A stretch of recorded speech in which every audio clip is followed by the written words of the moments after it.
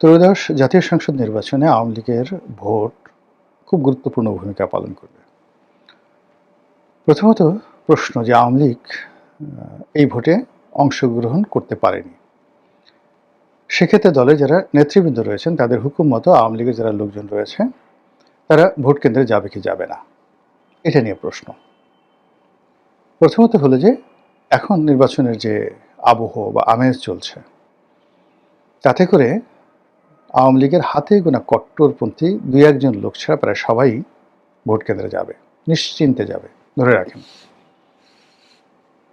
২ নম্বর হলো যে যারা পালিয়ে আছেন বাংলাদেশের ভেতরে তাদের কথা আলাদা, আর যারা দেশের বাইরে পালিয়ে আছেন তারা মূলত দল থেকে বিচ্ছিন্ন হয়ে গেছেন। দলের যারা সাধারণ নেতাকর্মী যতবার এই বিদেশে যারা পালিয়ে গেছেন তাদের কথাবার্তা শুনছে, সাধারণ যারা আওয়ামী লীগের ভোটার এবং বাংলাদেশে যারা পালিয়ে আছেন কিন্তু অন্যায় করেননি, ভুক্তভোগী, তারা সবাই এই আওয়ামী লীগের যারা দুর্বৃত্ত শ্রেণী তাদের চেহারা দেখলে, তাদের কথা শুনলে তারা বিরক্ত হচ্ছে, এতে কোনো সন্দেহ নেই। কাজেই বিদেশে যে প্রচার হচ্ছে, প্রোপাগান্ডা হচ্ছে, যে কথাবার্তা হচ্ছে, এটি অন্য একটা বিষয়।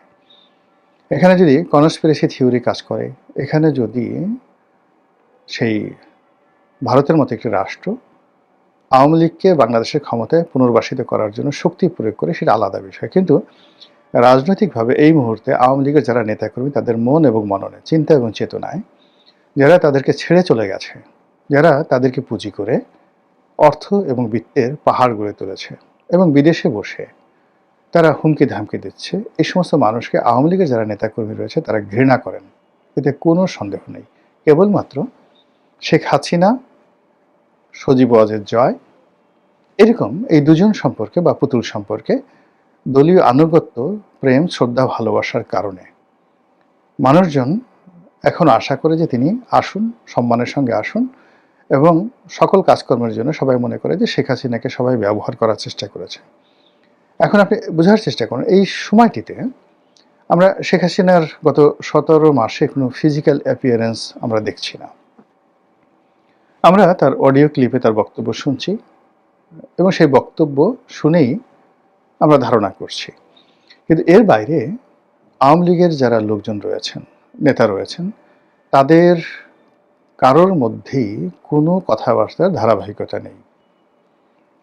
এবং এখন পর্যন্ত আওয়ামী লীগের পক্ষ থেকে কোনো মানুষকে দেশের বাইরে বা দেশের ভিতরে দলীয় মুখপাত্র নিয়োগ করা হয়নি।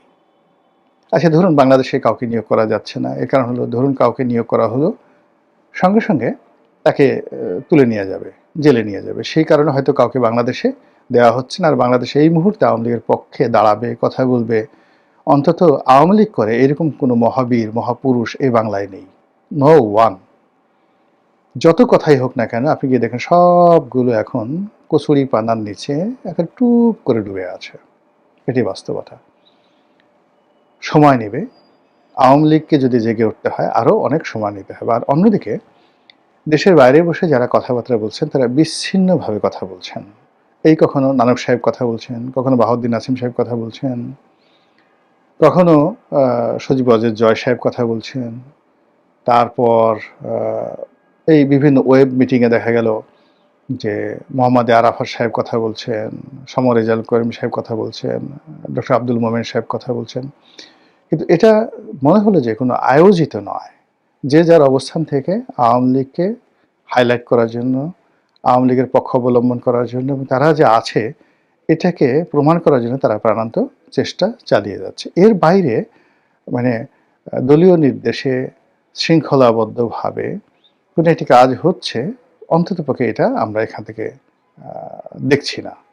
তো সে যাই হোক না কেন, কিন্তু দেশের বাইরে থেকে যদি শেখ হাসিনা স্বয়ং তিনি এত অডিও বার্তা দেন, তিনি যদি বলতেন যে না এখন থেকে দলের পক্ষে ইনি কথা বলবেন, নেক্সট টু মি ইনি কথা বলবেন, ইনি আমার প্রেস সচিব, ইনি আমার পলিটিক্যাল রাজনৈতিক সচিব, ইনি দলের মুখপাত্র, এইভাবে ৪-৫ জন লোককে সেট আপ করার জন্য ম্যান পাওয়ার তো তার আছে, পাত্র মিত্র আত্মীয় স্বজন সবাই তো নিরাপদে বিদেশে আছে।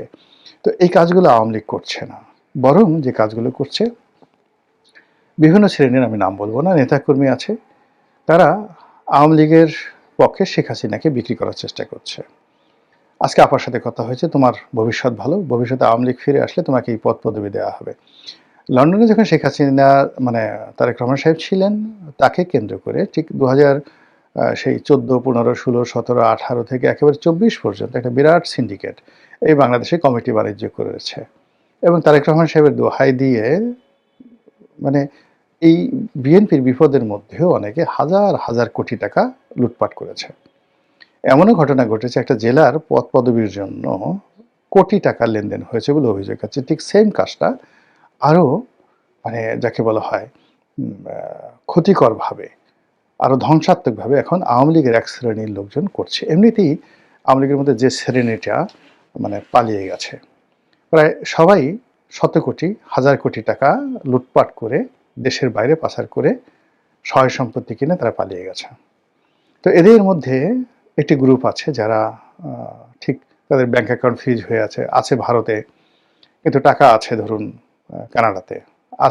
কানাডাতে টাকা আছে ধরুন বুরকিনা ফাসোতে আছে, জাস্ট কথার কথা বললাম, টাকা আছে ধরুন সুইজারল্যান্ডে।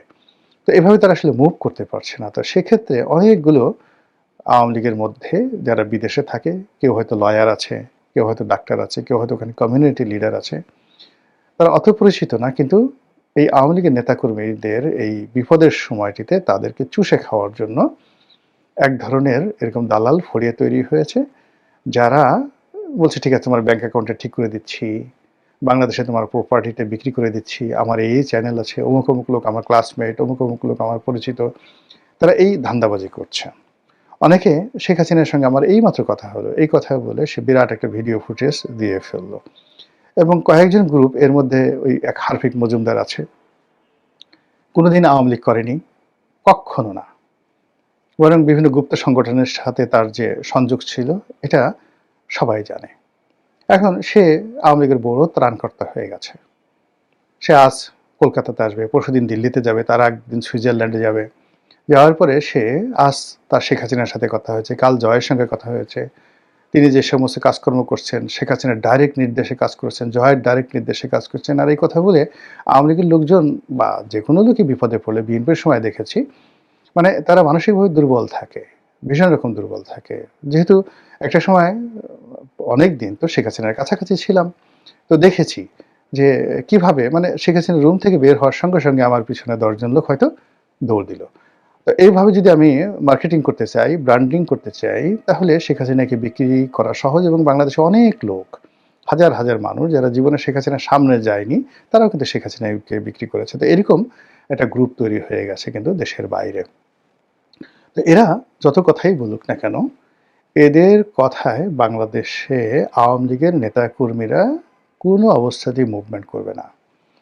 এখন আওয়ামী লীগের নেতাকর্মীরা এই ভোটের মরশুমে তারা চিন্তা করছে যে যদি তারা ভোট দিতে না যায় তাহলে তাদের উপর জুলুম হবে, অত্যাচার হবে, মামলা হবে, মোকদ্দমা হবে, কাজেই ভোট তাদেরকে দিতে যেতে হবেই। ২ নম্বর হলো ভোট দিতে গিয়ে তারা চিন্তা করছে যে কাকে ভোট দিলে তাদের অস্তিত্ব রক্ষা হবে। তাদের অভিজ্ঞতা দিয়ে তারা প্রাণান্ত চেষ্টা করছে যে বিজয়ী হবে তার পক্ষে থাকার জন্য এবং এই কাজটি তারা করবে। তো এই দিক থেকে আওয়ামী লীগের যে ভোট আছে সেই ভোট সাধারণত মানে বিজয়ীর পক্ষে যাবে, মানে যে প্রার্থী এলাকাতে ভালো করছে তাকে আওয়ামী লীগের লোকজন ভোট দেবে। এখন সে জামাত হতে পারে এবং এখন সে বিএনপি হতে পারে, ইত্যাদি ইত্যাদি সব কিছু, এবং স্থানভেদে কালভেদে এটা ডিফার করবে। যে জিতবে তাকেই আওয়ামী লীগের লোকজন ভোট দেবে এবং এটাই একটা সমীকরণ এবং এই সমীকরণের কারণে পুরো ভোটের যে ফলাফলটি এটি একটি কমপ্লেক্স হবে। সারা বাংলাদেশে কোথাও দলবদ্ধভাবে আওয়ামী লীগ বিএনপিকে ভোট দেবে না অথবা জামাতকে ভোট দেবে না, তারা যেখানে যাকে সুবিধাজনক মনে করবে ঠিক সেইভাবে স্থানীয়ভাবে তারা সিদ্ধান্ত নিয়ে ভোট দেবে এবং এটা ওয়ার্ড ভিত্তিক হবে।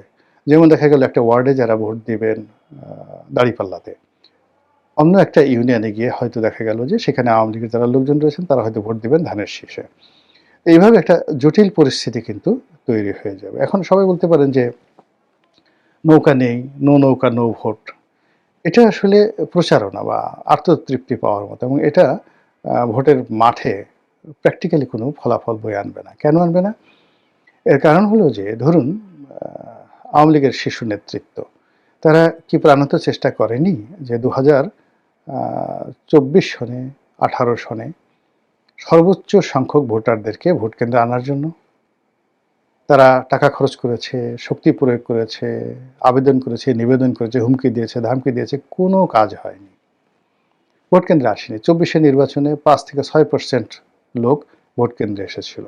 তো আওয়ামী লীগ যখন ক্ষমতায় এবং উইথ অল মেশিনারিজ, তখন তাদের নেতাকর্মীরা তাদের কথায় উদ্বুদ্ধ হয়ে ভোট কেন্দ্রে আসেনি।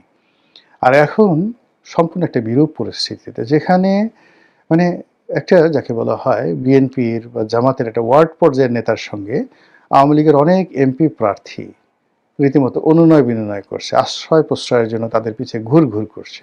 এটা হলো বাস্তবতা। অনেক পরিবার অসহায় হয়ে পড়ছে, হিন্দু মুসলমান যারা আছে, does not matter. Awami League করেছে, এখন এই শহরে মাথা উঁচু করে দাঁড়ানোর মতো কোনো মানুষ নেই, এই জনপদে কেউ নেই, নো ওয়ান। বিদেশে বসে যারা কথাবার্তা বলছে আত্মতৃপ্তির জন্য বলছে, কিন্তু বাংলাদেশে যদি কেউ ঘোরাফেরা করে, তারা আওয়ামী লীগের লোকজনের কান্না দেখলে, অসহায়ত্ব দেখলে বোবা প্রাণীও কিন্তু কান্নাকাটি করবে। তো এটা রিয়ালিটি হলো, আওয়ামী লীগ যারা এখানে করছেন, ভোট আছেন, ভোট কেন্দ্রে আছেন, তারা ঘরের মধ্যে বসে থাকার ইচ্ছা থাকলেও তারা বসে থাকতে পারবেন না, সেই হিম্মত তাদের নেই।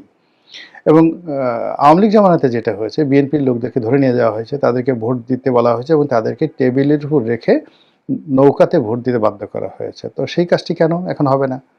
ও জানে যে যে আওয়ামী লীগের লোককে যদি ভোট কেন্দ্রে পাঠানো হয়, তারা হয়তো ভোটটা নষ্ট করে ফেলবে, ভোট দেবে না, সিল না করে ব্যালট পেক্সে উল্টাপাল্টা সিল দিবে, যেটা ভোটটা বাতিল হয়ে যাবে।